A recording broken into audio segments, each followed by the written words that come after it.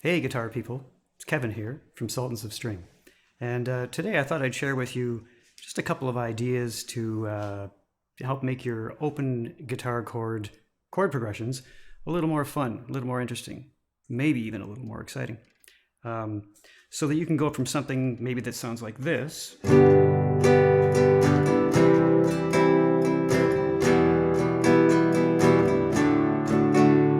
to something maybe like this.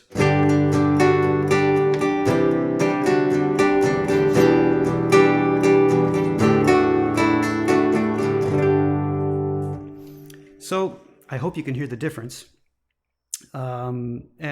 Just before we get started, let's make sure that we understand what an open chord is. So basically, that's the first chords that you learn on the guitar. So it's usually some combination of notes that you fret with your fingers and some open strings that ring. That's why we call them open chords. So the chords that I played in that little intro thing, we started with a G. I'm sure you're all familiar with this one. And then we went to C, which is this guy, E minor, and D. So using those chords, there's kind of two ideas that you can use to sort of quickly and easily come up with some interesting things to do with your open chords. So one idea is just to change some of the notes in the chord. Now you can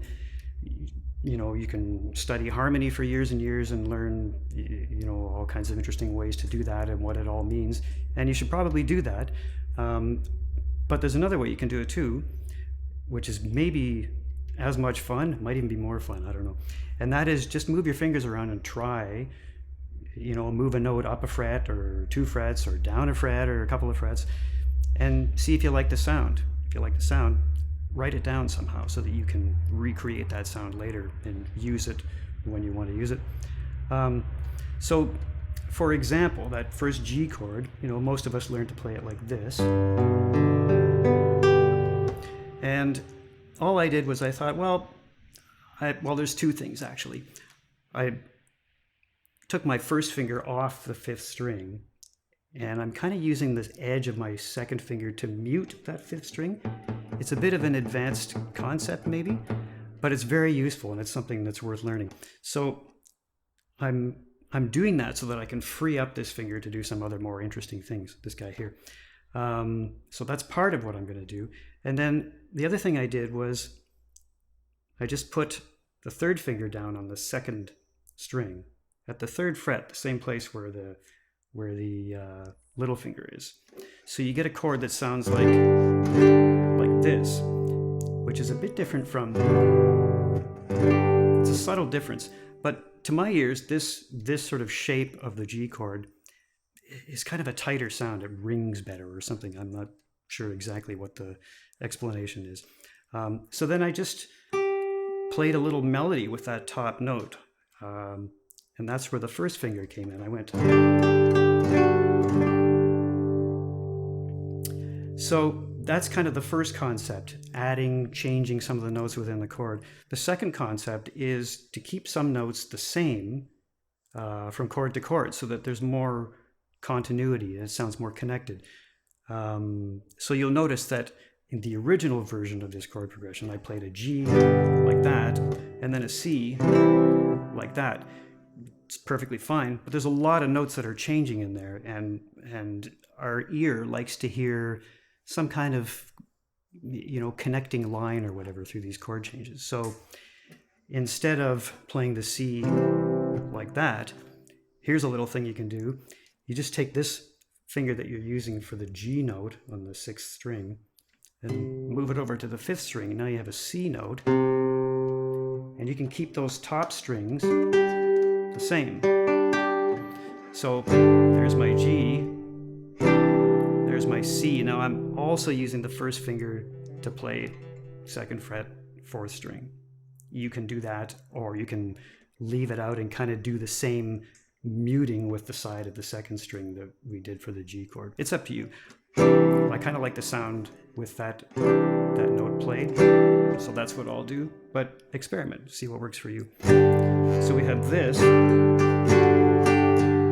and then I just did that same little melodic thing on top of the C chord.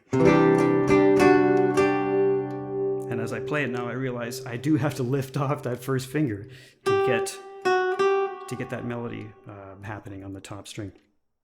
Okay, so that's the first two chords. Third chord was E minor. So again, if we're going from a C like that to an E minor like that, lots of stuff changing. Maybe we can leave some of the notes the same. Well, turns out we can. We can leave those top two that we used on the G and the C, just leave them in place, and then play the rest of the E minor chord. So you would learn this if, as you study more about theory, but what this is more about E minor 7 because of this D. But it doesn't matter what the name of it is. It sounds nice, especially connected to the previous two chords. So we have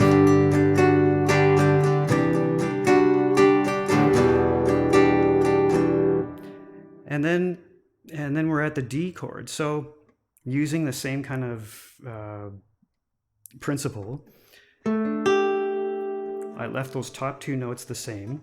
You would normally play a D chord like that. So all I'm doing is switching that top note to the G. And then I kind of extended that melody, same kind of thing from here. And I think I went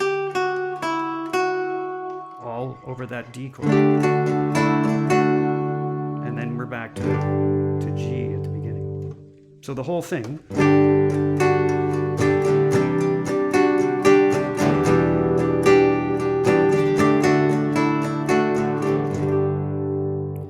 So there you have it. Experiment, try moving things around. Generally, you'll have more luck with notes that are on the higher strings as far as finding sounds that sound pleasing. It gets a little trickier with the lower strings. And yeah, just experiment. Some of them will sound terrible. Or maybe to you they might sound great, and that's even better. Find what works for you. So I think that's about it. I hope that's useful. Thanks for watching, and we'll see you next time.